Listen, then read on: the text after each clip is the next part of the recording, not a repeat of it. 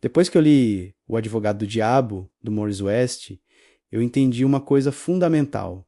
Uma investigação que não consegue antecipar a tese da defesa já começa derrotada. E construir essa tese não é passar pano para criminoso, não. É o único jeito de garantir que a verdade sobreviva no tribunal, e não só na comoção das redes sociais. Vamos pensar no caso do Orelha. Hoje, a gente parte do princípio de que certos adolescentes são os responsáveis pela morte dele. Mas essa ideia se baseia em quê, exatamente? Até agora, o que temos é o relato informal de um porteiro, mandado por áudio num grupo de WhatsApp, falando de adolescentes que faziam arruaça e agrediam animais. Isso gera revolta, e com toda razão. Mas como prova num processo criminal, isso é extremamente frágil. Qualquer defesa competente desmonta isso num instante. Também se diz que o Orelha morreu por causa de espancamento. O veterinário que o atendeu descartou atropelamento ou outras causas acidentais. Só que, por mais respeitável que seja a opinião técnica dele, ele não tem a atribuição legal para fazer um laudo pericial criminal. E no tribunal, essa diferença é enorme. Sem uma perícia formal, a defesa sempre vai poder levantar outras hipóteses, como um atropelamento, por exemplo. Aí a gente chega no ponto mais delicado de todos.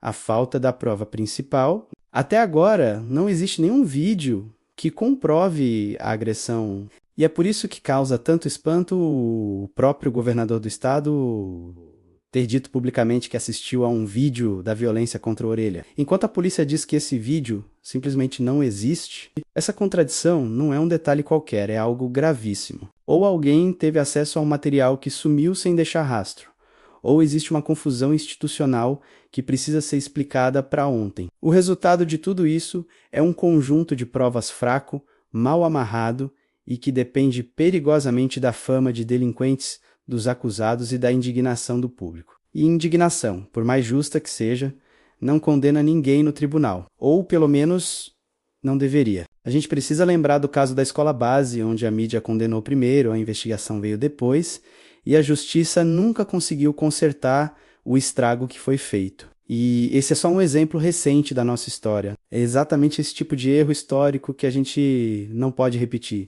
E eu não estou falando isso para defender os acusados que foram expostos. Eu estou falando isso para defender o processo jurídico como um todo. Afinal, é esse processo que vai nos proteger se um dia a gente for falsamente acusado de alguma coisa. No fim das contas, o que eu quero dizer é que, com o material que a gente tem hoje, a história da defesa pode acabar parecendo mais consistente do que a da acusação. E a pergunta que não quer calar é: essa condução confusa da investigação está acontecendo por causa de pressões externas e interesses de poder, ou isso é realmente tudo o que conseguiram juntar até agora? Porque se esse for o conjunto final de provas, fica muito difícil colocar os acusados na cena do crime de uma forma que seja juridicamente segura. A gente precisa exigir mais do que isso. Precisamos de uma investigação séria, técnica e que não deixe dúvidas. A justiça para o Orelha e para todos os outros